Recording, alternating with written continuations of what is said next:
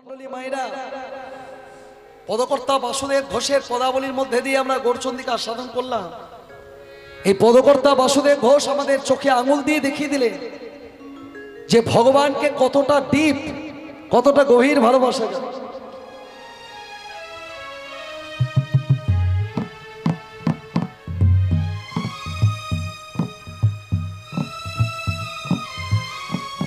শ্রী গুরু প্রভানন্দ নিতাই গৌর হরি বল। পদকর্তা বাসুদেব ঘোষ আমাদের চোখে আঙুল দিয়ে দেখিয়ে দিলেন যে ভগবানকে কতটা গভীর ভালোবাসা যেতে পারে, কতটা ডিপ ভালোবাসা যেতে পারে। মন দিয়ে শোনো, গায়ের রোমগুলো খাড়া হয়ে যাবে। শুনুন মন দিয়ে যে ভগবানকে কতটা গভীর ভালোবাসা যায়। মহাপ্রভু যখন কেশব ভারতীর কাছে দীক্ষা নিয়ে চলে গেলেন সন্ন্যাসী, তখন এই বাসুদেব ঘোষ তার শিষ্যদের বলছে, আচ্ছা তোমরা কি আমাকে গুরু বলে মানো?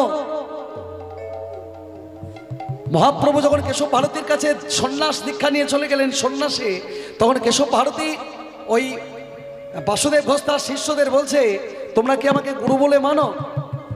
তোমরা কি আমাকে গুরু বলে ভালোবাসো? বলে, কি বলছেন গুরুদেব আপনি? আমরা আপনাকে অনেক অনেক ভালোবাসি। বলে, তোমরা যদি আমাকে গুরু বলে মানো, গুরু বলে ভালোবাসো, তাহলে এক কাজ করো, তোমরা আমার এই আশ্রমের উঠানটায় বড় করে একটা গর্ত খোলো, আর সেখানে আমাকে জীবন্ত সমাধি দিয়ে দাও। গুরুদেব, হে আপনি কি বলছেন গুরুদেব? বলে, আমি যা বলছি ঠিকই বলছি। আমার সর্বঙ্গ দাও দাও দাও দাও করে জ্বলছে। বলে, কি হয়েছে আপনার গুরুদেব? বলে, মহাপ্রভু আমাদের সকলকে ছেড়ে চলে গেছে, তার বিরহ যন্ত্রণা আমি সইতে পারছি না। তার বিরহ জ্বালায় আমার সর্ব অঙ্গ দাও দাও করে জ্বলছে, আমি সেই জ্বালা সইতে পারছি না। তোমরা আমাকে বড় করে গর্ত খুলে সেখানে জীবন্ত সমাধি দিয়ে দাও। ও মায়েরা, ভগবানের জন্য তোমরা নিজের জীবনটাকে দিতে পারবে? কেউ আমরা পারবো না ভগবানের জন্য নিজের জীবনটাকে দিতে। কিন্তু এই বাসুদেব ঘোষ ভগবানের বিরহ যন্ত্রণা সইতে না পেরে তিনি জীবন্ত সমাধি নিয়ে নিলেন। এই তো মেদিনীপুর জেলার তমলুকের কাছে জায়গাটার নামই হয়ে গেল মা নরপোতা গ্রাম। নর মানে মানুষ, পোতা মানে পুড়িয়ে দেওয়া। এই সেই বাসুদেব ঘোষ, তিনি ভগবানের বিরহ সইতে না পেরে জীবন্ত সমাধি নিয়ে নিলেন। বাসুদেব ঘোষে কহে মনের হরিষে, বাসুদেব ঘোষে মনের হরিষে, শ্রী গীত গোবিন্দ কথায় আমি পড়িছে, গোবিন্দ কথায় আমি পড়িছে। ভক্তমণ্ডলী মায়েরা, শ্রীরাম নবদ্বীপ লীলায় আমরা গৌরচন্দ্রিকা আস্বাদন করলাম। চলুন একটি মধুর ভজনের দিয়ে আমরা আজকে বৃন্দাবনে প্রবেশ করব। আজকে যে লীলাটি আমরা আস্বাদন করব, সেই লীলাটির নাম হচ্ছে ভক্তকবি জয়দেব পদ্মাবতীর কথা। এই লীলাটি কিন্তু কৃষ্ণ লীলার ভিতরেই ভক্ত লীলা। তাই আমরা সকলে মিলে চলুন মধুর ভজন দিয়ে বৃন্দাবনে যাই, আর এই ভক্ত আর ভগবানের লীলাটি আমরা আস্বাদন করি। যে ভজনের মধ্যে দিয়ে আমরা বৃন্দাবনে যাব, সেই ভজনটা আপনাদের সকলেরই পরিচিত ভজন। যে ভজনটি লিখেছেন মাতৃ সাধক ভবা পাগলা। তিনি কি লিখলেন? এখনো সেই বৃন্দাবনে, সবাই মিলে একটু বৃন্দাবনে উলুধ্বনি জয়ধ্বনি রাধারানীর নাম।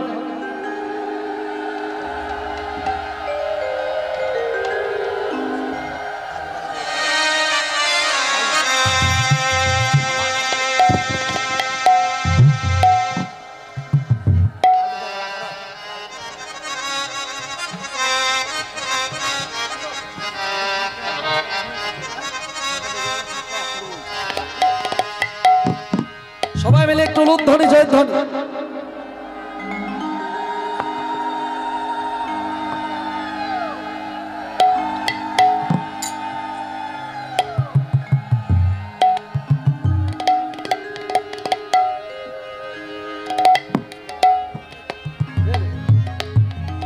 এখনো সেই বৃন্দাবনে বাঁশি বাজে বাজে রে, যার বাঁশির গানে বনে বনে, যার বাঁশির গানে বনে বনে কত শত ময়ূর নাচে রে,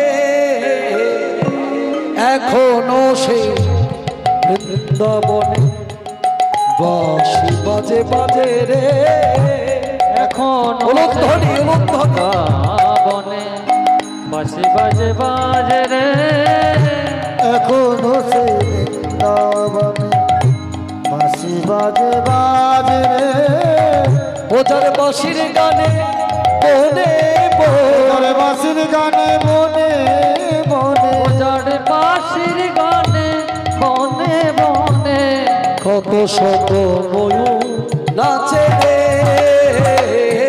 এখনো সে উলুধ্বনি উলুধ্বনি বাঁশি বাজে বাজে রে, এখনো সে বৃন্দাবনে বাঁশি বাজে বাজে রে, এখনো সে বৃন্দাবন। ওগো এখনো সেই ললনা জল ভরিতে যায় যমুনা, এখনো সেই ললনা জল বরিতে যায় যমুনা, ও এখনো সেই ললনা জল ভরিতে যায় ছলনা, আর এখনো সেই ললনা জল বরিতে যায় যমুনা, কদম তলা সেই ছলনা, কদম তলায় সেই চলনা, কদম তলায় সেই ছলনা, কদম তলায় সেই চলনা, কদম তলায় সেই ছলনা, কৃষ্ণ আছে রে, এখনো সে হৃদয় গৌর হরি হরি বল। বাজে বাজে রে, এখনো সে বৃন্দাবনে বাঁশি বাজে বাজে রে, এখনো সে বৃন্দাবন। ওগো এখনো সেই গাভীগুলি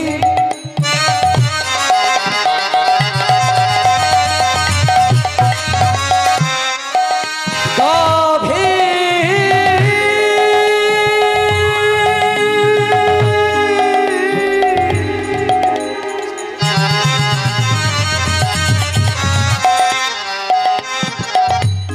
গাভী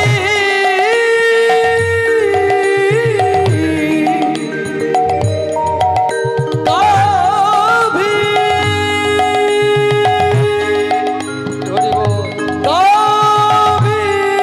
বল। গাভীগুলি গাভীগুলি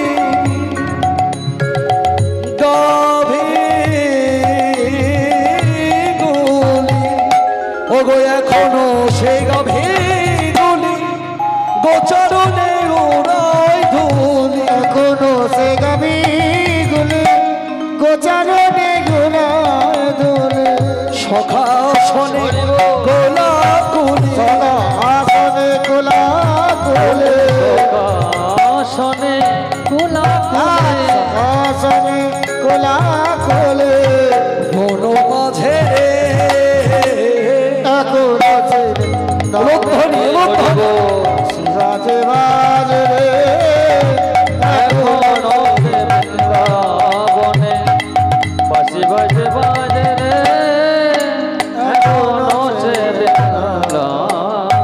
ওগো এখনো সেই রাধা রানী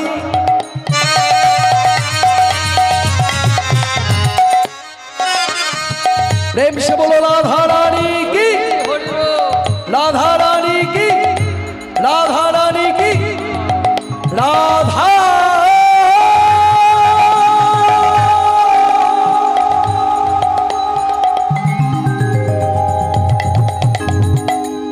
রাধা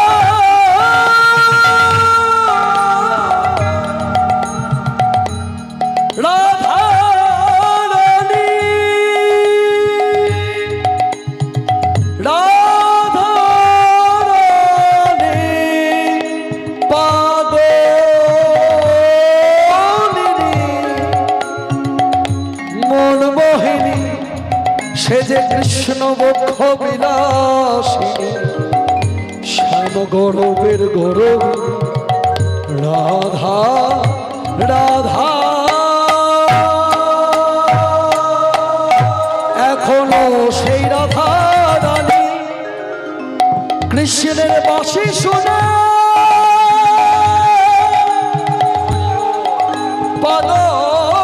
পাদলিনী আজ হরি হরি কৃষ্ণের মাসি চুনে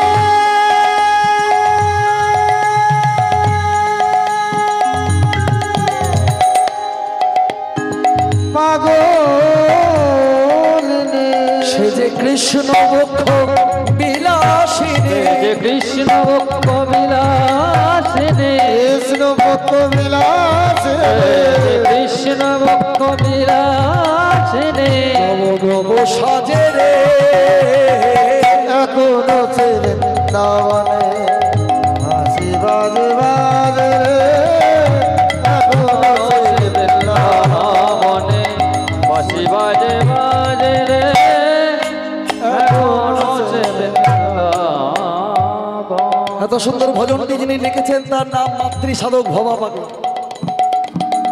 তিনি ছিলেন কালীর ভক্ত। তো একদিন ভবা পাগলা কেঁদে কেঁদে ভগবান কৃষ্ণকে আক্ষেপ করে বলছে, হে প্রভু, আমি তো কালীর ভক্ত, আমি কালীর ভজন সাধন করি, তা বলে তুমি এটা ভেবে নিও না যে আমি তোমাকে ভালোবাসি না, আমি তোমাকেও ভালোবাসি। কেন জানো? কারণ তুমি নিধুবনে কৃষ্ণ কালী লীলা করে তুমি জগতে প্রমাণ করে দিয়েছো যেই কৃষ্ণ সেই কালী, যেই কালী সেই কৃষ্ণ। তাই আমি যে তোমাকে ভালোবাসি না তা নয়, আমি তোমাকে অন্তর দিয়ে মন প্রাণ দিয়ে ভালোবাসি। আমার আশা ছিল মনে মনে, আমার মনে আশা ছিল প্রভু। কি আশা ছিল জানো প্রভু? আমি যাব মধু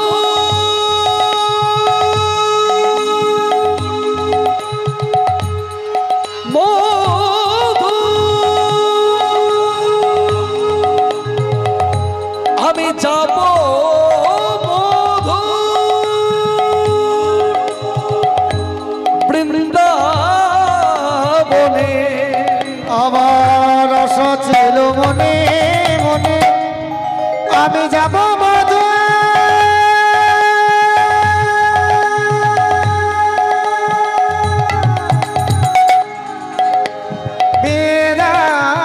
বৃন্দাবনে। ভবা পাগলা ভবা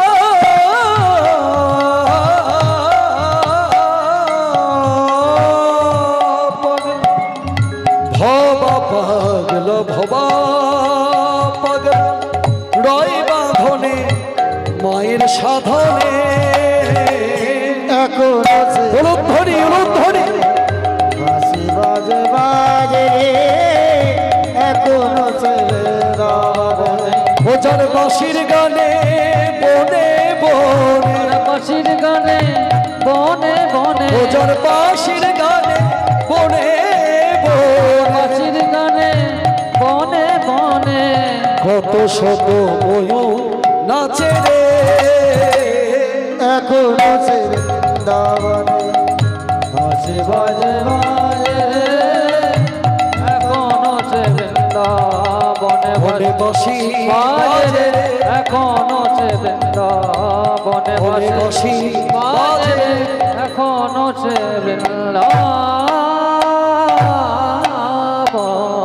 বাঁশি বাজে ও, কি বলে বনে রাধা কো হরি হরি প্রেম সে বলিয়ে বৃন্দাবন ধাম কি, রাধা রানী কি, শ্যাম সুন্দর কি, মদন মোহন কি, জয় বৃন্দাবন ধাম কি।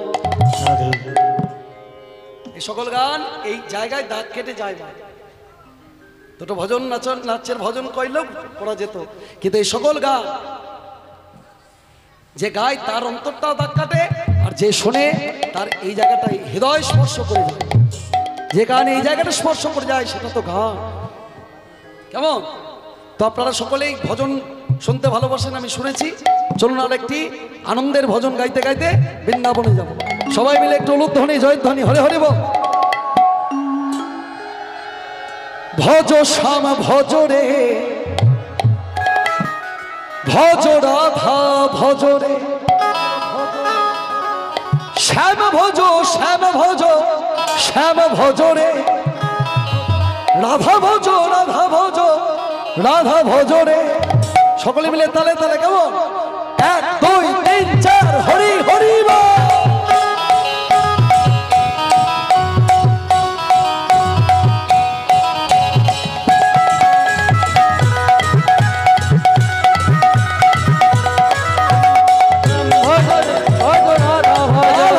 শ্যামে ভজ রে ভজ রাধা ভজ শ্যামে ভজ রে ভজ রাধা ভজ রে শ্যামে ভজ শ্যামে ভজ শ্যামে ভজ রে শ্যামে ভজ শ্যামে ভজ শ্যামে ভজ রে ভজ রাধা ভজ শ্যাম ভজ রে ভজ রাধা ভজ রাধা ভজ রাধা ভজ রে রাধা ভজ রাধা ভজ রাধা ভজ রে ভজ শ্যাম ভজ রে ভজ রাধা ভজ রে ভজ শ্যামে ভজ রে গৌর হরি ভজ রে ভজ রাধা ভজ রে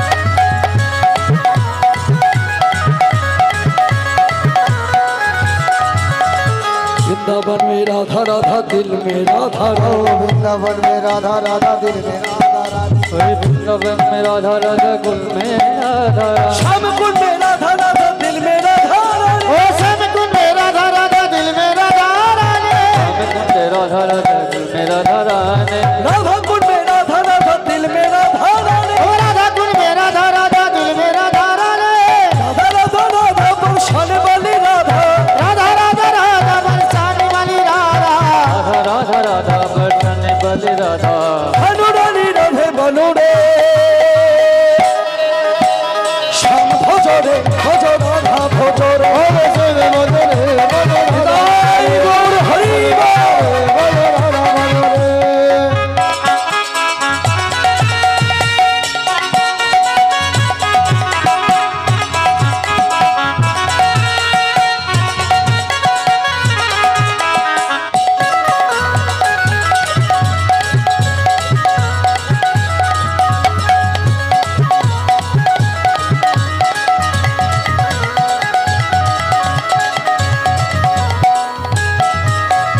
दर्शन में राधा राधा दिल में राधा रानी वर्षन में राधा राधा दिल में राधा रानी दर्शन में राधा राधा दिल में राधा रो वर्षन में राधा राधा दिल में राधा रानी निधुवन में राधा राधा दिल में राधा रानी निधुवन में राधा राधा दिल में राधा रानी राधा राधा दिल में राधा रानी कुमुदवन में राधा राधा दिल में राधा रानी कुमुदवन में राधा राधा दिल में राधा रानी राधा राधा राधा बरसाने वाली राधा राधा राधा राधा बरसाने वाली राधा राधा राधा राधा बरसाने वाली राधा राधा राधा राधा बरसाने वाली राधा अनुरानी राधे बनो रे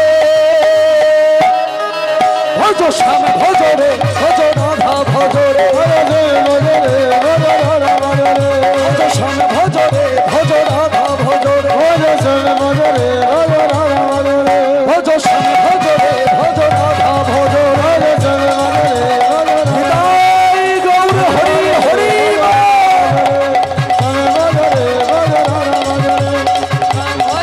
भज राधा भज रे प्रेम से बोलिए वृंदावन धाम की राधा रानी की श्याम सुंदर की मदन मोहन की बाके बिहारी लाल की जय वृंदावन धाम की মধুময় শ্রীধাম বৃন্দাবন ধাম আলোচ্য বিষয় ভক্ত কবি জয়দেব পদ্মাবতী সময় খুব সংক্ষেপ তাই আমরা সংক্ষেপে আলোচনা করব আপনাদের সকলেরই জানা বিষয়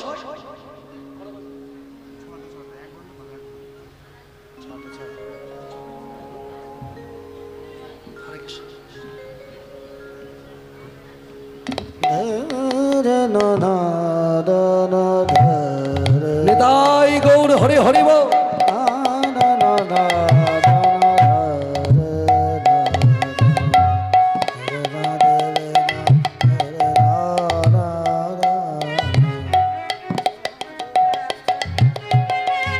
আজ আমরা শুনবো আস্বাদন করব ভক্তের জীবন, যার নাম ভক্তকবি জয়দেব আর তার স্ত্রী পদ্মাবতী। ভক্তকবির জন্ম হয়েছিল, জয়দেব গোস্বামীর জন্ম হয়েছিল আজ থেকে প্রায় 800 বছর আগে। মন দিয়ে শোনো মা, গল্প করো না। 800 বছর আগে বীরভূম জেলার কেন্দ্রপিল্ল গ্রামে পরম পবিত্র ব্রাহ্মণ ঘরে গিয়ে জন্ম নিয়েছিল জয়দেব গোস্বামী। পিতার নাম ভোজদেব গোস্বামী, মাতার নাম বামাদেবী। তাদের সন্তান হচ্ছেন এই জয়দেব গোস্বামী। তার যখন 6 বছর বয়স, এই 6 বছর বয়সে জয়দেব গোস্বামীর মাতৃবিয়োগ ঘটল। চিন্তা করো মায়েরা, একটা 6 বছরের ছেলের মা যদি মারা যায়, তার মনের অবস্থাটা কি হতে পারে? এই জগতে যারা মা বাবাকে হারিয়েছে তারা একমাত্র জানে মাকে হারানোর, বাবাকে হারানোর কি কষ্ট, কি যন্ত্রণা। যারা মন প্রাণ দিয়ে বাবা মাকে ভালোবাসে, তাদের বাবা মা যদি তাদের ছেড়ে চলে যায়, তারা একমাত্র জানে যে মাকে হারানোর কি যন্ত্রণা, বাবাকে হারানোর কি যন্ত্রণা। আর জগতে যারা মা বাবাকে ভালোই বাসে, তাদের কাছে মা বাবা বেঁচে থাকাও যা, মা বাবা মরে যাওয়াও তা। তবে সবাই যে মা বাবাকে ভালোবাসে না তা নয়। এই জগতে এমন এমন সন্তান রয়েছে যারা মা বাবাকে দেবতার স্থানে বসিয়ে, দেবীর স্থানে বসিয়ে পূজা করে। তা যদি না হতো স্বামী বিবেকানন্দের জন্ম হতো না মা। তা যদি না হতো ওই নেতাজি সুভাষচন্দ্রের জন্ম হতো না। তা যদি না হতো ওই ভগৎ সিং, ক্ষুদিরাম বোসের জন্ম হতো না। তারা এই মাতৃভূমির জন্য নিজের জীবনটাকে বলি দিয়ে দিল। তাহলে চিন্তা করুন মায়েরা, যারা মাতৃভূমির জন্য নিজের জীবনকে বলি দিতে পারে, তারা নিজের গর্ভধারিণী মাকে কতটা ভালোবাসতে পেরেছে। জগতে সবাই যে মা বাবাকে কষ্ট দেয় তেমন নয়। এমন এমন সন্তান যারা মা বাবাকে দেবতার স্থানে, দেবীর স্থানে বসে পূজা করে। আবার এমন সন্তান রয়েছে যারা মা বাবাকে অবিরত কষ্ট দেয়। তাদের উদ্দেশ্যে একটা আমি ছোট্ট গল্প বলবো। সেই গল্পটা শুনে তাদের যদি চৈতন্যের হৃদয় হয়তো হবে, আমি জানবো আমার জীবনে কীর্তন গাওয়াটা আমার জীবনে সার্থক হলো। খুব মন দিয়ে শোনো। ঘরে আছে এক বৃদ্ধ মা আর এক তার ছেলে। সেই ছেলে মাকে না জানিয়ে এক মেয়েকে বিয়ে করে ঘরে নিয়ে চলে এসছে, মায়ের অনুমতি ছাড়াই। ঘরে আছে বৃদ্ধ মা। এবারে যেই না নতুন বউটা ঘরের দরজায় পাটা দিয়েছে, বৃদ্ধ মাকে দেখে বলছে, ওটা কে হয় গো তোমার? ওকে তোমার কাজের লোক নাকি? বলে না গো, ও হচ্ছে আমার মা। বলে কি বললে? ওটা তোমার মা? তুমি আমাকে আগে বলোনি কেন যে তোমার মায়ের এত বয়স, তোমার মা এত বৃদ্ধ হয়ে গেছে? শোনো, থাকো তুমি তোমার পুরো মাকে নিয়ে, আমি চললাম আমার বাবার বাড়ি। বৃদ্ধ মা খোঁড়াতে খোঁড়াতে খোঁড়াতে খোঁড়াতে এসে ওই বৌমায়ের হাত দুটো জড়িয়ে ধরে বলছে, বৌমা তুমি আমার ছেলেকে ছেড়ে চলে যেও না বৌমা। তুমি আমাকে যা বলবে আমি তাই করব, কিন্তু তুমি আমার ছেলেকে ছেড়ে চলে যেও না। এসো নিতাই ভাই, একবার আসলে এসো, এসো এসো, তোমাকে অনেকক্ষণ ধরে খোঁজ করছি।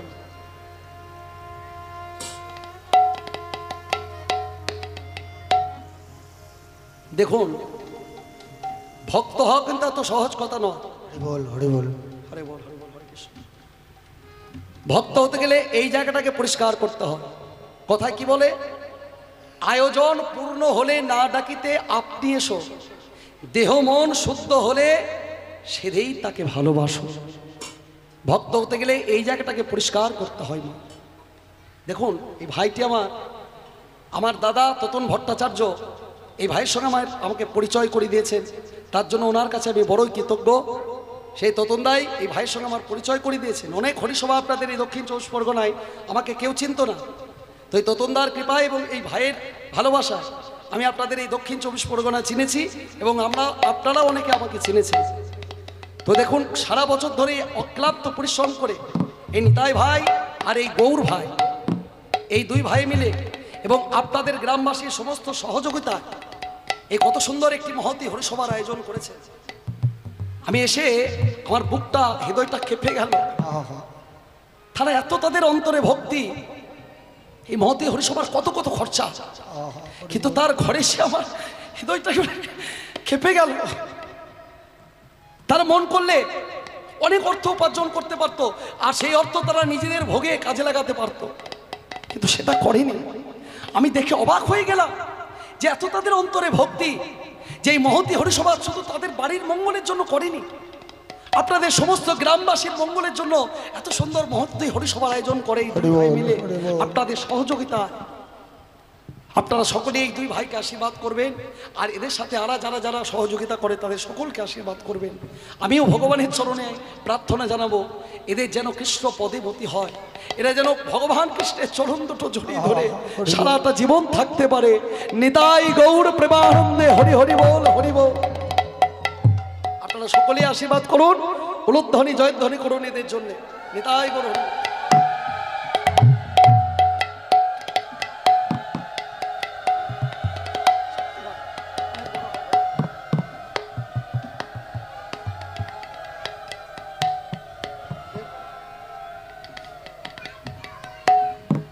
আমি একটা কথাই হরিসভায় দাঁড়িয়ে বলবো, আপনারা কোনোদিন এই হরিসভাকে বন্ধ হতে দেবেন না। সারাটা বছর এত অক্লান্ত পরিশ্রম করে নিজের জন্য কিছু সঞ্চয় না করে এত সুন্দর যে হরিসভার আয়োজন করেছে, আপনারা অনুভব করবেন তাদের অন্তরের কথাটি, তাদের অন্তরের ব্যথা আপনারা অনুভব করবেন। আমি আপনাদের কাছে একটাই আশা করব, এই হরিসভাকে কোনোদিন আপনারা বন্ধ হতে দেবেন না। যার যতটুকু সামর্থ্য আপনারা সহযোগিতা করে এই হরিসভাকে কিন্তু বাঁচিয়ে রাখবেন। আমি বলছি না হাজার হাজার টাকার কীর্তন নিয়ে এসে এই হরিসভাকে বাঁচাতে হবে। হরি নামটাই হচ্ছে তো হরির নাম, হরি নামে হরি নামে আপনারা চিরকাল এই হরিসভা যেন বেঁচে থাকে, আপনারা তার সম্পূর্ণ পূর্ণ সহযোগিতা করবেন, এই আশা আপনাদের কাছে আপনাদের চরণে আমি রেখে গেলাম। নিতাই গৌর প্রেমানন্দে হরি হরি বল। কোথায় ছিলাম আমরা এই জগতে? হ্যাঁ ছিলাম কোথায়? সেই বৃদ্ধ মা তার বৌমাকে সে বলছে আমার ছেলেকে তুমি ছেড়ে তুমি যেও না। এই জগতে মায়েরা যেটা করতে পারে অন্য কেউ করতে পারে মা? এই জগতে মায়েরা তার সন্তানের জন্য যেটা করতে পারে আর অন্য কেউ করতে পারে না গো। মায়ের তার সন্তানের প্রতি যে ভালোবাসা, সেই ভালোবাসা আর অন্য কেউ দিতে পারে না। তার জন্যই তো আমাদের বাংলার ওইদিককার একজন লোককবি লিখলেন, মায়ের এক ফোঁটা দুধের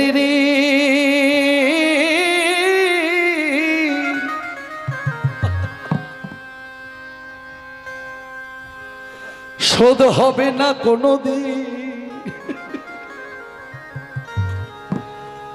জন্ম জন্মান্তরে করিলি সাধনা, দয়াবতী দরদিনী মা, দয়াবতী দরদিনী হয় আমার মা, দয়াবতী দরদিনী মা। নিতাই গৌরের মা আমি যেই না ঘরে প্রবেশ করলাম সঙ্গে সঙ্গে আমাকে জড়িয়ে ধরে, আমার মনে হলো না এতটুকু যে ওই মাটা আমার নিজের গর্ভধারিণী মা নয়। তিনি আমাকে এমনভাবে জড়িয়ে ধরলেন, মনে হলো যেন আমার নিজের মাই আমাকে জড়িয়ে ধরেছে। আমি প্রায় 300-400 কিলোমিটার দূরে এসে আমার একবারের জন্য মনে হচ্ছে না যে আমি এত দূরে এখানে এসেছি হরিসভায় কীর্তন গান করতে। তার অন্তরে এত আকুলতা, তার অন্তরে এত ভালোবাসা। তিনি আমার মাথায় আশীর্বাদ দিয়ে বললেন যে তুমি আরো অনেক বড় হও, তুমি আরো তোমার নাম ছড়িয়ে ওঠো, তুমি আরো অনেক জায়গায় কীর্তন করে ভক্তদের মনোবাসনা, ভক্তদের মনে প্রবেশ করো। এই হচ্ছে মা। মায়ের এক ফোঁটা দুধের ঋণ শোধ হবে না কোনো দিন। কোনো ছেলে যদি বলে বড় হয়ে মাকে তুমি আমায় কত টাকার মাতৃ দুগ্ধ খাইয়েছো, তো সেটা যেমন মূর্খামির মতো কথা হয়ে যায়, তেমনি ভগবানের ঋণ আপনি কোনো কিছু দিয়েই শোধ করতে পারবেন না। মা তার সন্তানের প্রতি যে ভালোবাসা, সেই ভালোবাসা এই জগতে আর অন্য কেউ দিতে পারে না। এর জন্য মাকে সবার উপরে রাখা হয়েছে। প্রত্যেকটা দেবদেবীর মন্ত্র আছে মা, কৃষ্ণের প্রণাম মন্ত্র আছে না, কি বলা হয়? হে কৃষ্ণ করুণা সিন্ধু দীনবন্ধু জগৎপতি গোপেশ গোপিকা কান্ত রাধা কান্ত নমস্তুতে। তেমনি শিবের প্রণাম মন্ত্র রয়েছে, মহাদেব মহাত্রাণ মহাযোগী মহেশ্বর মহাপাপম হরং দেব মকরায় নমো নমঃ। তেমনি লক্ষ্মীর প্রণাম মন্ত্র রয়েছে, গণেশের রয়েছে, দুর্গার রয়েছে, কালীর রয়েছে। কালী কালী মহাকালী কালীকে পাপ হারিণে ধর্মার্থ মোক্ষদে দেবী নারায়ণী নমস্তুতে। প্রত্যেকটা দেবদেবীর প্রণাম মন্ত্র রয়েছে, পিতার প্রণাম মন্ত্র রয়েছে। কি বলা হয়েছে? পিতা স্বর্গ, পিতা ধর্ম। এই পিতা ধর্ম পর্যন্ত বলে রাখা হয়েছে বাবা। কিন্তু মাতৃ প্রণামের সময় কি বলা হয়েছে দেখো, জননী জন্ম ভবিষ্য স্বর্গাদপি গরীয়সী। জননী জন্ম ভবিষ্য স্বর্গাদপি ওপি। স্বর্গের চাইতে উপরে যদি কিছু থেকে থাকে সেটা হলে তুমি আমার মা নিতাই গৌর হরি হরি বল। মাকে সবার উপরে এমনি এমনি রাখা হয়নি মা। আপনাদের ওই গর্ভটা হচ্ছে শুদ্ধ পাত্র। সেই পাত্রে বস্তু রাখলে বস্তুও ভালো থাকবে, পাত্রও ভালো থাকবে। এটা তেঁতুলের চাটনিকে যদি কাঁসার বাটিতে রাখা হয় কি হবে? সঙ্গে সঙ্গে বাটিটাও নষ্ট হয়ে যাবে, চাটনিটাও নষ্ট হয়ে যাবে। কিন্তু সেই তেঁতুলের চাটনিটাকে যদি একটা পাথর বাটিতে রাখা হয় দেখবেন পাত্রটাও ভালো থাকবে আর চাটনিটাও ভালো থাকবে, নষ্ট হবে না। মায়েদের চরণে আমার আরেকবার শত শত কোটি প্রণাম।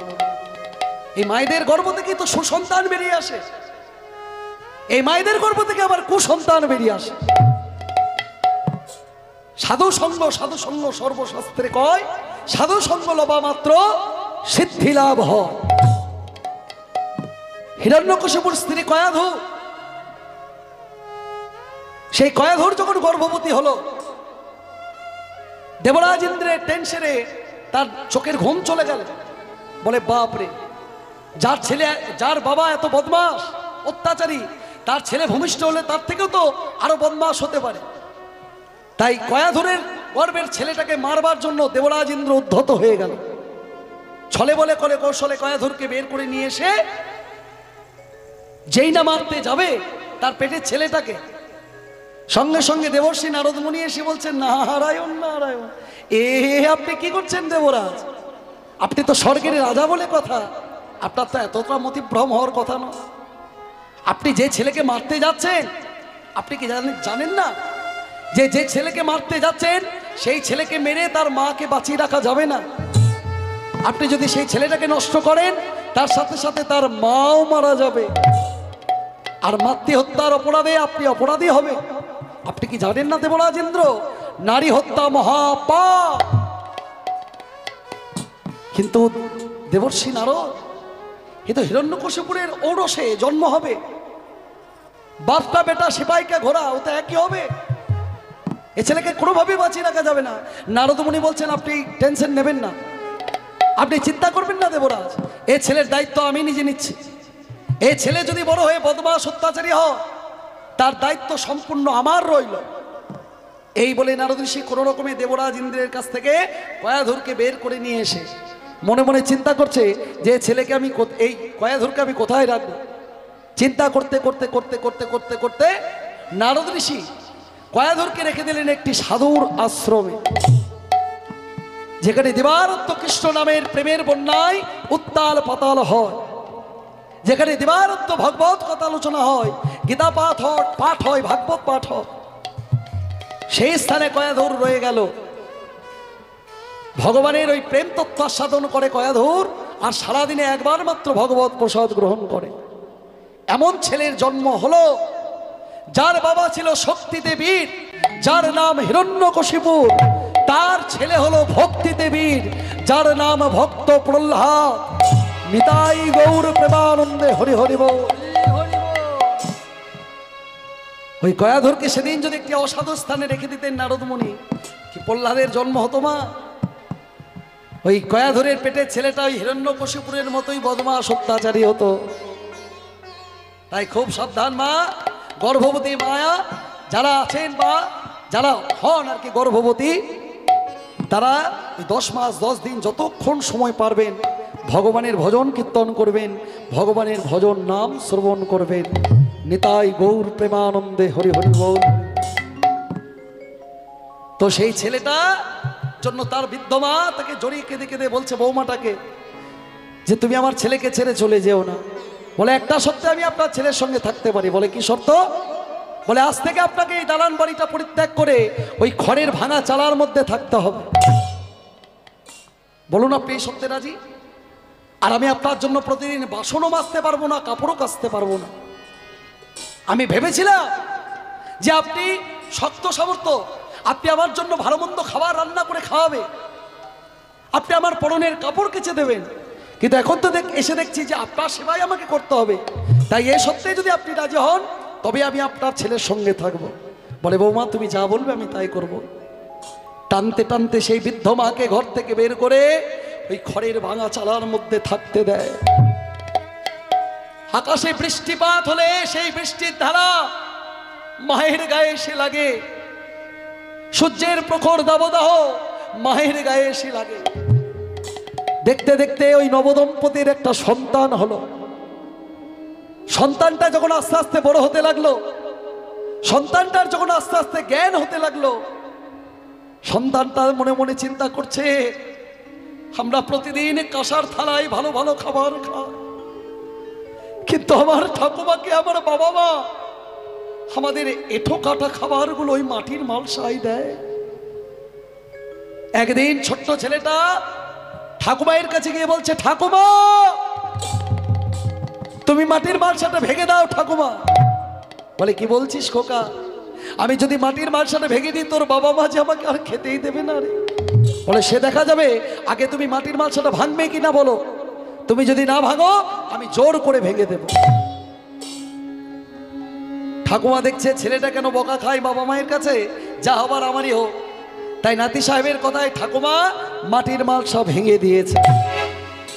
আর যেই না ভেঙে দিয়েছে সঙ্গে সঙ্গে ছোট্ট নাতি সাহেব তার বাবাকে ডেকে নালিশ করছে, বাবা বাবা শীঘ্র করে এসো বাবা, দেখো ঠাকুমা ইচ্ছা করে তোমার পয়সা দেওয়া কেনা মাটির মালসাটা ইচ্ছা করে ভেঙে দিল।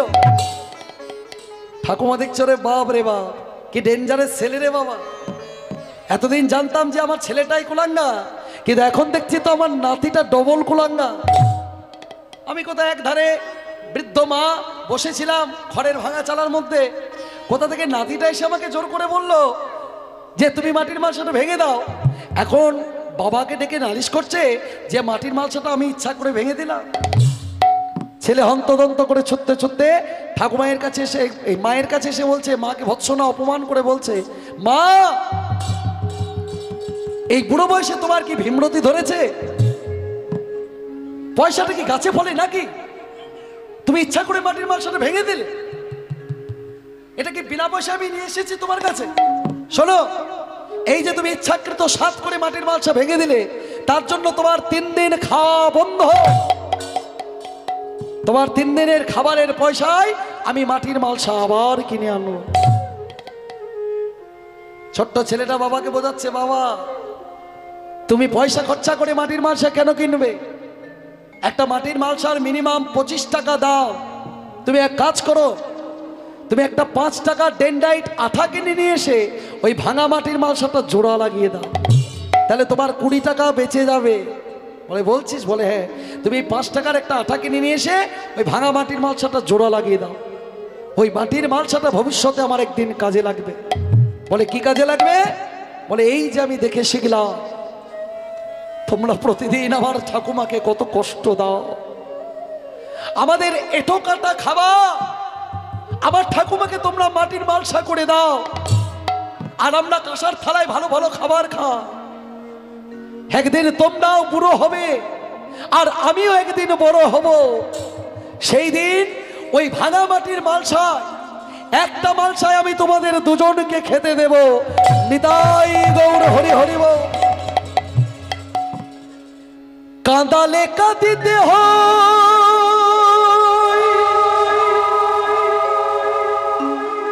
এ কথা পুরাণে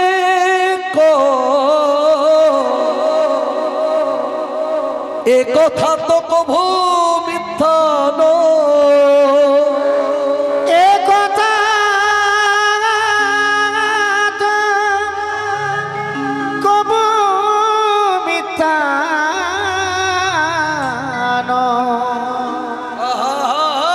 এ কথা কবু মিথ্যা তুমি যেমনই করিবে করব, ফল তো সেই হয়, এ কথা তো কভু মিথ্যা কথা তো কভু মিথ্যা নয়। এ কথা তো কভু মিথ্যা নিতাই গৌর হরি হরি বল হরি বল। এ কথা কভু মিথ্যা নয়। আজকে মা বাবার সঙ্গে তুমি যেমন কর্ম করবে, তোমার ছেলে মেয়ে তোমার সঙ্গে ঠিক একই কর্ম করবে। ওই নিউটনের তৃতীয় সূত্রে কি লেখা আছে গো মা?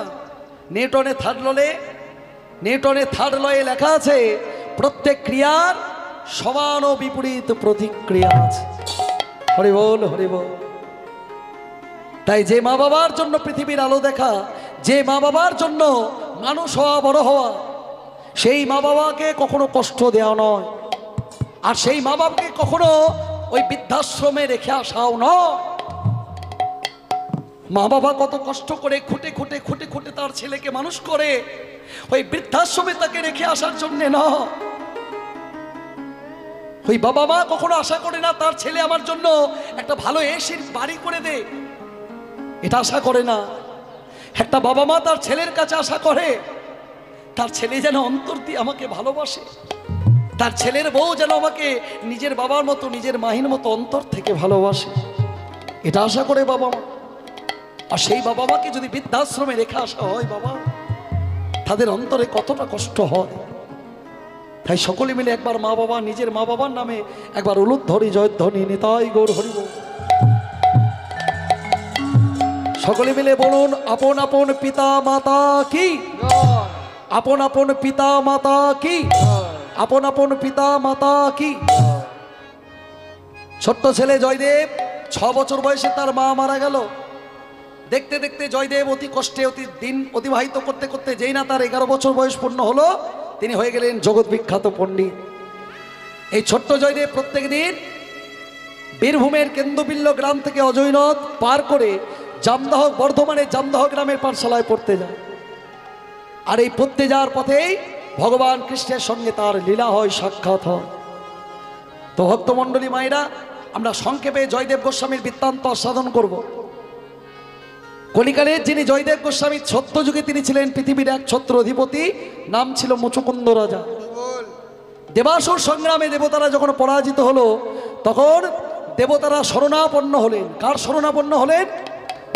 নারায়ণ নারায়ণ হে নারায়ণ, নারায়ণ নারায়ণ হে নারায়ণ, নারায়ণ নারায়ণ গে নারায়ণ, নারায়ণ নারায়ণ গে নারায়ণ, নারায়ণ নারায়ণ হে নারায়ণ, নারায়ণ নারায়ণ হে নারায়ণ, নারায়ণ নারায়ণ গে নারায়ণ, নারায়ণ নারায়ণ গে নারায়ণ, নমঃ নারায়ণ নমঃ, নমঃ নারায়ণ নমঃ, নমঃ নারায়ণ নমঃ, নমঃ নারায়ণ নমঃ। হরি বল। নারায়ণ নমঃ, নমঃ নারায়ণ নমঃ, নমঃ নারায়ণ নমঃ। নারায়ণের শরণাপন্ন দেবতার হলে ভগবান ওই নারায়ণ বললেন, তোমরা মুচুকুন্দ রাজাকে সেনাপতি করে অসুরদের সঙ্গে যুদ্ধ করো, তবেই তোমাদের যুদ্ধে জয়লাভ হবে। তাই মুচুকুন্দকে সেনাপতি করে তারা অসুরদের সঙ্গে যুদ্ধ করে যুদ্ধে জয়লাভ করলেন। আর মুচুকুন্দকে বললেন, মুচুকুন্দ, আজকে তোমার জন্য আমরা জয়ী হয়েছি, বলো বলো তুমি আমাদের কাছে কি চাও। তখন মুচুকুন্দ বললেন, হে দেবগণ, আমি 5000 বৎসর ধরে জীবত্যাগ করেছি, কত মায়ের কোল শূন্য করে আমি তার ছেলেকে কেড়ে নিয়েছি, কত নারীকে তার স্বামী হারা করেছি, কত লোককে আমি আত্মীয় স্বজন হারা করেছি। এখন আমি চোখ বন্ধ করলে দেখতে পাই তারা আমায় তিরস্কার করে বলছে, আমাদের যা হারিয়ে গেছে তা ফিরিয়ে দাও। দু হাতে রক্ত ঝরে, আমার সারা রাত্রি ধরে 2 চোখে ঘুম আসে না। তাদের ওই আর্তনাদ চিৎকার আমাকে ঘুমোতে দেয় না। আপনি আমাকে কৃপা করুন, আপনারা আমাকে আশীর্বাদ করুন, আমি যেন শান্তিতে ঘুমাতে পারি। ভগবান বললেন, তথাস্তু, তোমার যতদিন খুশি তুমি নিদ্রা যাও ওই প্রবসনা পর্বতে। কেউ তোমার ঘুম ভাঙালে তুমি তার দিকে তাকালেই সে পুরে ছাই হয়ে যাবে। হরি বল। তাই প্রবসনা পর্বতে গিয়ে নিদ্রা গেলেন মুচুকুন্দ রাজা। ঘুমাতে ঘুমাতে যুগ পেরিয়ে গেল, সত্য যুগ, ত্রেতা যুগ, দাপর যুগের শেষ অধ্যায়। ভগবান কৃষ্ণ রাজা হলেন আর দন্তবক্র শিশুপাল কৃষ্ণের বিরুদ্ধে যুদ্ধ ঘোষণা করলো। যুদ্ধ হবে কোথায়? প্রবসনা পর্বতের ধারে।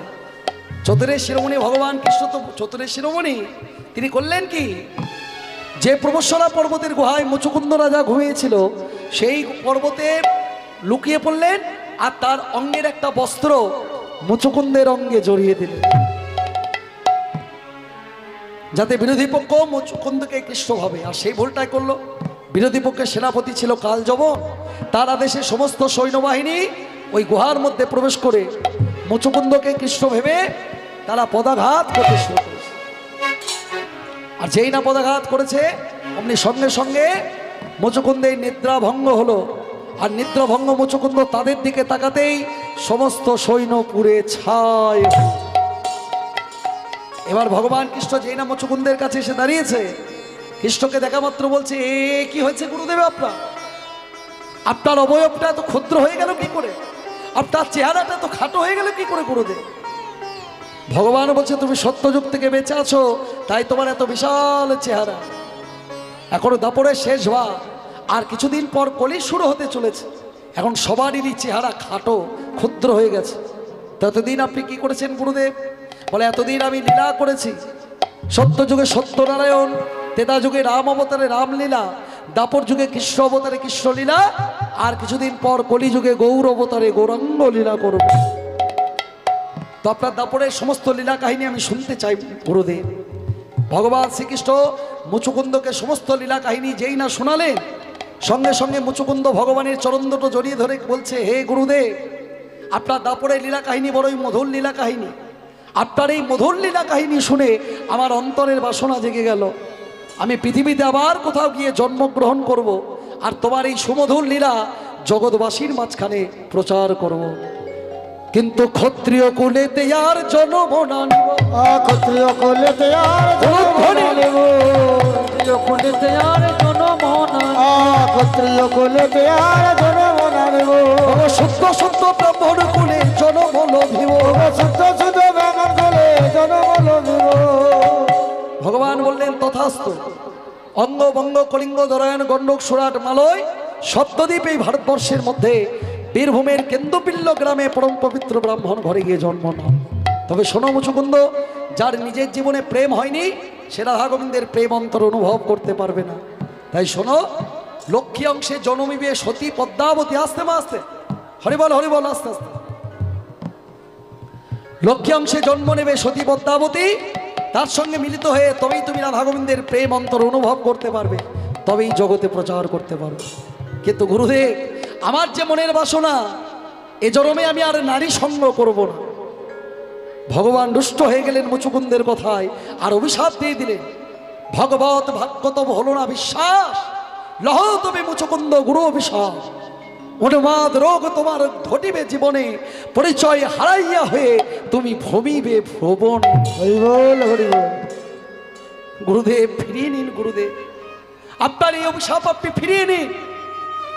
কিন্তু অভিশাপ তো ফিরিয়ে নেওয়া যায় না। কিন্তু আমি উন্মাদ হয়ে গেলে, আমি পাগল হয়ে গেলে তোমার দেয়া বীজমন্ত্র আমি কখন জপ করব?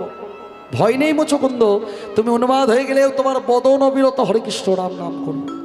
কিন্তু গুরুদেব, আপনার এই দেয়া অভিশাপ থেকে আমি কি কখনো মুক্তি পাবো না? বলে, নিশ্চয়ই পাবে। পদ্মাবতী সহসঙ্গ যখনই ঘটিবে, পদ্মাবতীর সহসঙ্গ যখনই ঘটিবে, তোমার উন্মাদ মহারোগ দূরীভূত হবে, ভক্ত মোর মাতা পিতা, ভক্ত মোর গুরু, ভক্তের লাগি নাম আমার বাঞ্ছা কল্প তরুণী, তাই গৌর হরিব। বলে, প্রভু আমরা যা করেছি না জেনে না বুঝে করেছি, বলুন প্রভু আমরা কি প্রায়শ্চিত্ত করলে আপনি আবার আমাদের মন্দিরে ফিরে যাবেন? বলে, জয়দেব যদি নিজের হাতে সে ভোগ নিবেদন করে তবে আমি তোমাদের মন্দিরে আবার ফিরে যাব। তাই জয়দেবকে ডেকে নিয়ে এলেন, সে নিজের হাতে সে ভোগ নিবেদন করলেন। আর সেই ভোগ পেয়ে জগন্নাথের বিগ্রহ নিজ হতেই তার মন্দিরে এসে বিরাজমান হলেন। আর রাজা রানী সংবাদ পেয়ে সসম্মানে জয়দেবকে বরণ করলেন। আর সমুদ্র উপকূলে একটি কুটির নির্মাণ করে দিলেন জয়দেব গোস্বামীকে। আর সেই কুটিরে জয়দেব গোস্বামী রাধা গোবিন্দের ভজন সাধন করতে লাগলেন। ভক্তমণ্ডলী মায়েরা, চলুন জয়দেব গোস্বামীর সাথে সাথে আমরা একটু রাধা কৃষ্ণের ভজন সাধন করি, ভজন গাই। কি ভজন গাইব?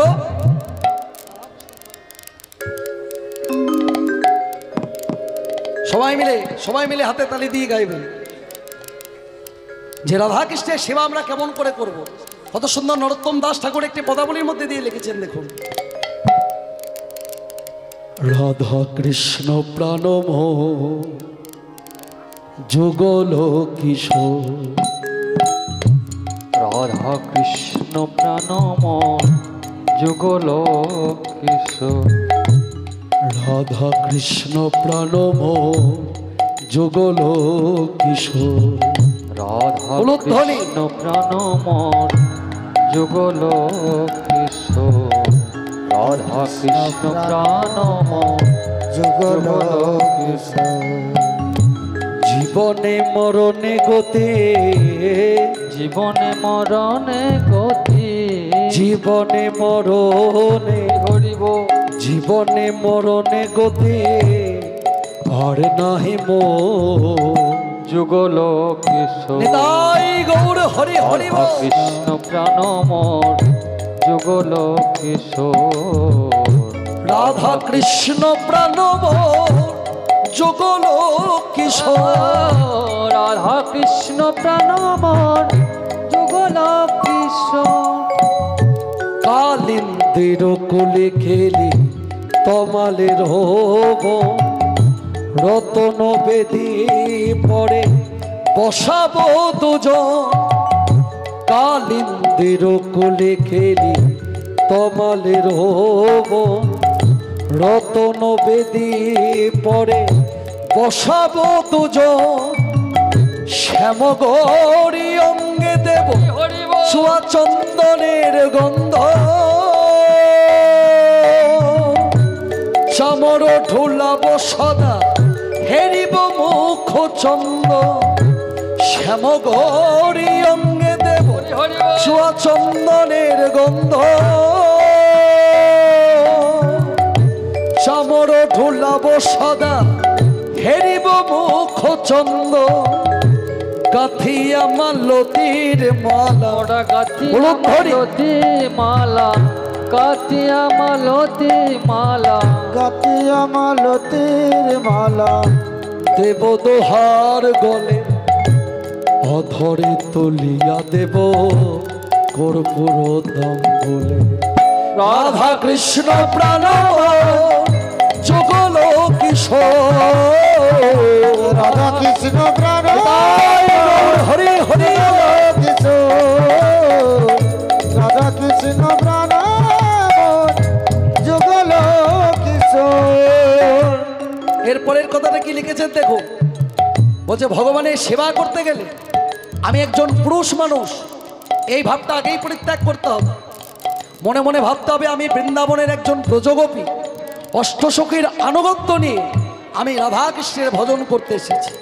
আর সেটাই লিখলেন পদকর্তা, কি লিখছে দেখো, ললিতা বিশাখায়াদি যত সখী বৃন্দে আজ্ঞায় মাগিন সেবা চরণার বৃন্দে, ললিতা বিশাখায়াদি হরিব যত সখী বৃন্দে আজ্ঞায় মাগিন সেবা চরণার বৃন্দে, শ্রীকৃষ্ণ চৈতন্য প্রভু দাস অনুদাস সেবায় বিলাস মাগে নরোত্তম দাস, শ্রীকৃষ্ণ চৈতন্য প্রভু দাস অনুদাস সেবায় বিলাস মাগে নরোত্তম দাস, রাধা কৃষ্ণ প্রাণব যুগল কিশোর, রাধা কৃষ্ণ প্রাণ হরি হরি বল।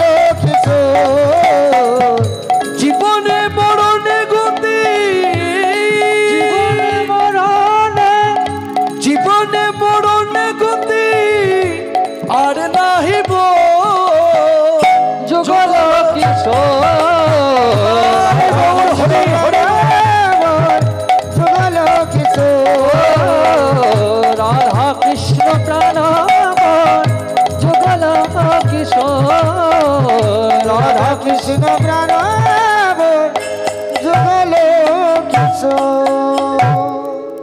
জয়দেব গোস্বামী অতি নিভৃতে রাধাকৃষ্ণের ভজন করতে লাগলেন। সেই সমুদ্র উপকূলে যে কুটির নির্মাণ করে দিলেন।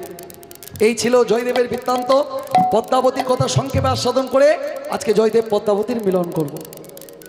পদ্মাবতীর বাবার নাম হচ্ছে সুদেব পণ্ডিত, মায়ের নাম কল্যাণী দেবী। বিবাহের 24 বৎসর অতিবাহিত হয়ে যাওয়ার পরেও তাদের সন্তান সন্ততি হলো না। তখন তারা পুরী ধামে গিয়ে প্রভু জগন্নাথের কাছে আশীর্বাদ ভিক্ষা চাইলেন। বললেন, প্রভু তুমি তোমার কৃপা করে আমাদের একটি পুত্র কিংবা কন্যা সন্তান দাও। ভগবান জগন্নাথ তাদের স্বপ্নাদেশ করলেন, বলে যাও, আমার আশীর্বাদে তোমাদের একটি কন্যা সন্তান হবে। তবে শুনে রাখো, সেই কন্যার বয়স 16 বছর পূর্ণ হলেই তুমি তাকে আমার সেবা দাসী করে রেখে যাবে। তাই প্রভু জগন্নাথের আশীর্বাদে জন্ম নিল সেই কৃষ্ণ ভক্ত সন্তান, যিনি রূপে গুণে একেবারে পরিপূর্ণা, যার নাম হলো পদ্মাবতী। সেই পদ্মাবতীর যখন 16 বছর বয়স পূর্ণ হলো, পদ্মাবতী 16 বছর যখন বয়স পূর্ণ হলো, তখন পদ্মাবতীকে নিয়ে সুদেব পণ্ডিত পুরী ধামে এসে উপস্থিত হয়েছে। আর জগন্নাথ মহাপ্রভু তাকে সামনে আদেশ করলেন, বলে যাও ব্রাহ্মণ, তোমার কন্যার বর এই পুরী ধামেই রয়েছে, তার নাম জয়দেব গোস্বামী। তুমি তোমার কন্যাকে তার হাতে তুলে দাও, তবেই সমস্ত কর্ম সম্পূর্ণ হবে। কিন্তু আমি তাকে চিনব কেমন করে প্রভু? বলে যার বদনে অবিরত হরে কৃষ্ণ রাম নাম জপ হচ্ছে, সেই হচ্ছেন জয়দেব গোস্বামী। যাও তুলে দাও। তাই খুঁজতে খুঁজতে জয়দেব গোস্বামীকে, সেই জয়দেব গোস্বামীর কাছে এসে আজকে সুদেব পণ্ডিত পদ্মাবতীকে নিয়ে এসে বলছে, বাবা জয়দেব, তুমি আমার কন্যাকে গ্রহণ করে আমাকে মুক্ত করো বাবা। ওই পুরী ধামে প্রভু জগন্নাথের আদেশ, আজ থেকে আমার কন্যাই হচ্ছে তোমার ধর্মপত্নী। আমি আমার কন্যাকে তোমার হাতে তুলে দিয়ে গেলাম, এবার গ্রহণ করো বা না করো সেটা তোমার ইচ্ছা। এই বলে সুদেব পণ্ডিত পদ্মাবতীকে ওই জয়দেব গোস্বামীর হাতে তুলে দিয়ে চলে গেলেন। জয়দেব গোস্বামী বলছে, ও মেয়ে, তোমার বাবা তোমায় ছেড়ে চলে যাচ্ছে, তুমি যাবে না? বলে না গোস্বামী, একবার আমার বাবা যখন তোমার হাতে তুলে দিয়েছে, তখন আজ থেকে তুমি হলে আমার স্বামী। তুমি আমাকে যেখানে রাখবে আমি সেখানেই থাকবো। তুমি আমাকে যা খেতে দেবে আমি তাই খাবো। বলে দেখো দেখো দেখো, কেমন পাগলি মেয়ের পাল্লায় আমি বললাম। আমি নিজে একটা খেপা, আমার চাল নেই চুলো নেই, কোথা থেকে একটা পাগলি এসে জুটে গেল। যেমন খেপা তেমনি খেপি, মিলেছে ভালো। মিলেছে ভালো। এমন খেপা তেমনি খেপি, মিলেছে ভালো। যেমন খেপা তেমনি খেপি, মিলেছে ভালো।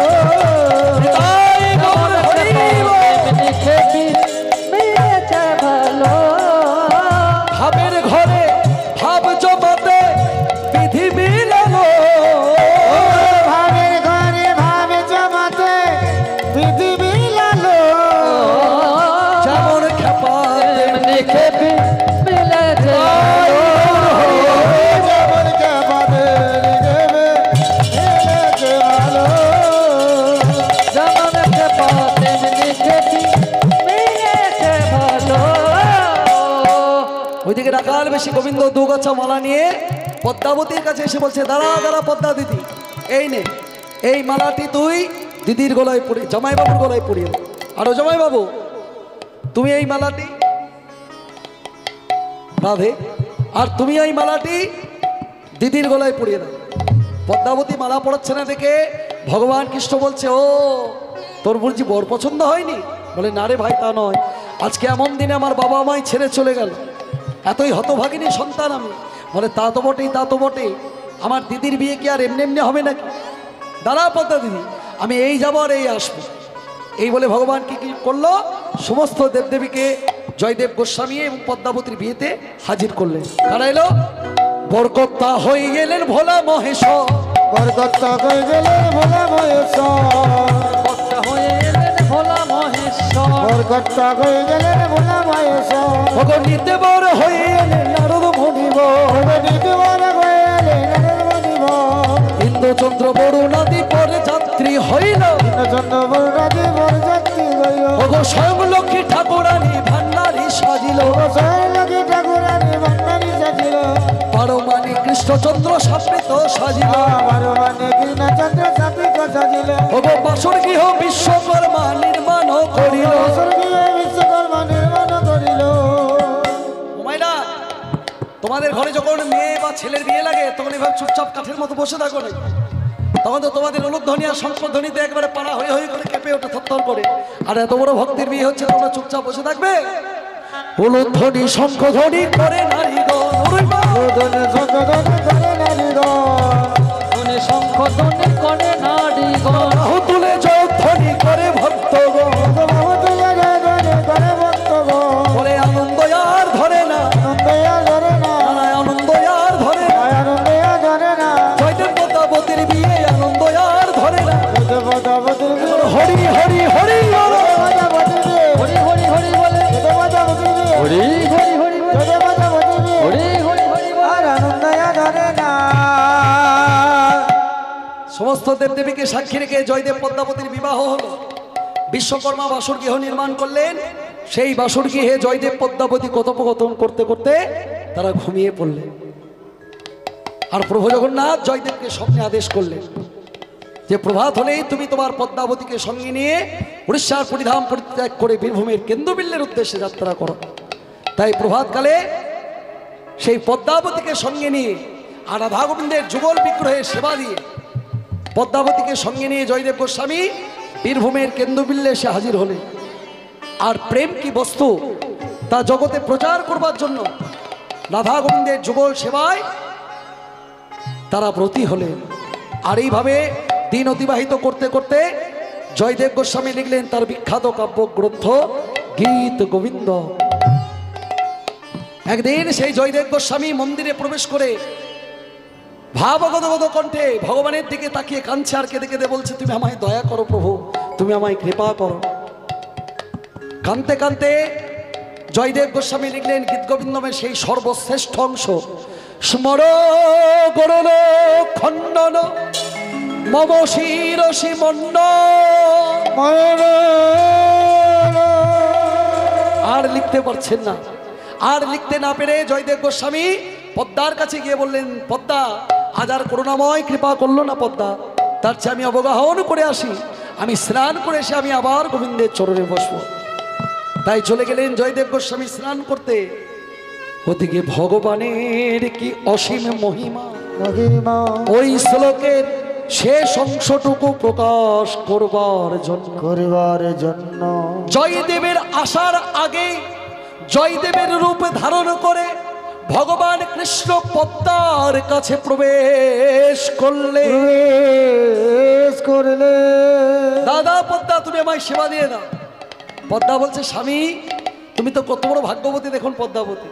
ভগবান কৃষ্ণকে নিজে বলছেন, স্বামী তুমি তো কোনোদিন স্নান করে এসে প্রথমে গোবিন্দ মন্দির ভক্তি করে প্রণাম করে আসো, তারপর তুমি আমায় সেবা চাও, তারপরে তো তুমি সেবার থালায় বসো। গোবিন্দ বলছে, হ্যাঁ হ্যাঁ তা তো বটে, তা তো বটে। গোবিন্দ আমার নিজে গোবিন্দ হয়ে মহিমা প্রকাশে তো গোবিন্দ মন্দিরে প্রবেশ করলে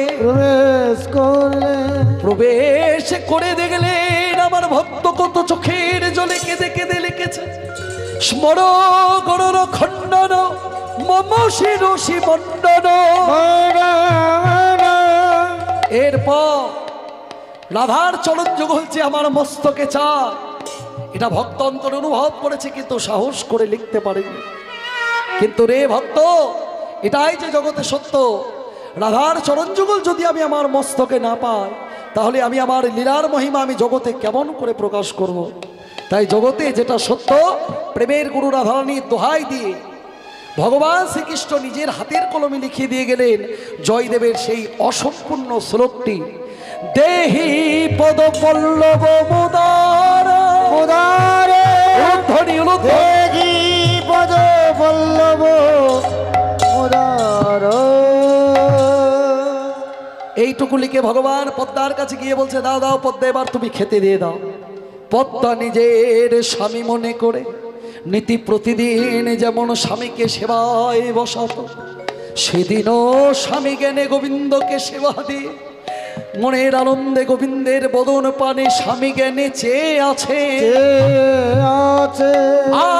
কণ্ঠ প্রদীপ্ত সেবা করার পর কণিকা মাত্র রেখে দিয়ে থালায় উঠে গিয়ে ভগবান অদূরে অদৃশ্য হইলেন। অদৃশ্য কইলে এইদিকে পদ্মাবতী প্রতিদিন যেমন স্বামীর ভোজন পাত্রে বসত, সেদিনও স্বামী জ্ঞানে গোবিন্দের ভোজন পাত্রে বসে মনের আনন্দে গোবিন্দ প্রসাদ পেল।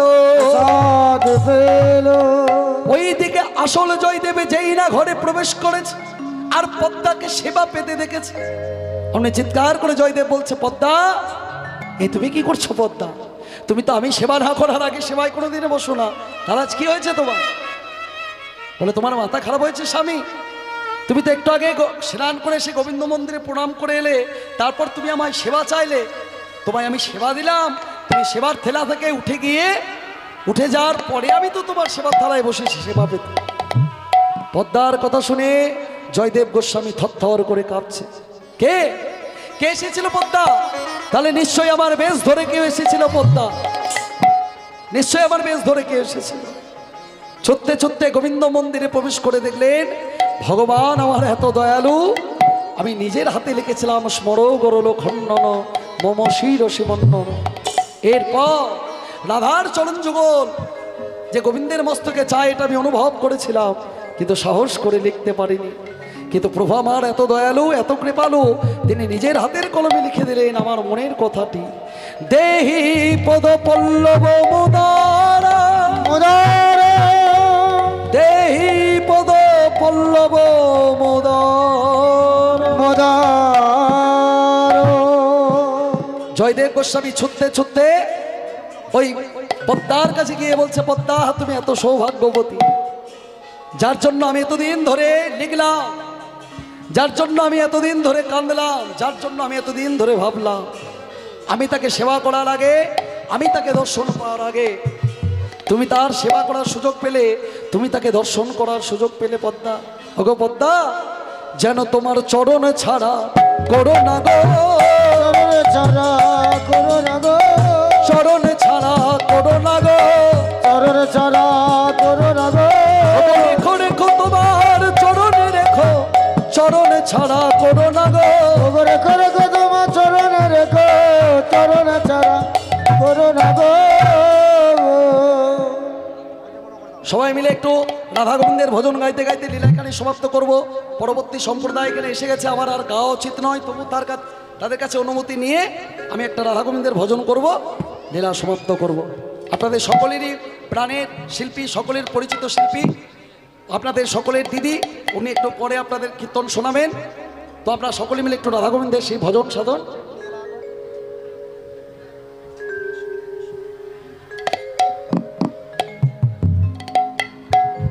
রাধা গোবিন্দের খুব সুন্দর মধুর ভজন গেয়ে লীলা সমাপ্ত করো। সকলে মিলে আমার সঙ্গে তালে তালে গাইবেন। কি গাইবেন?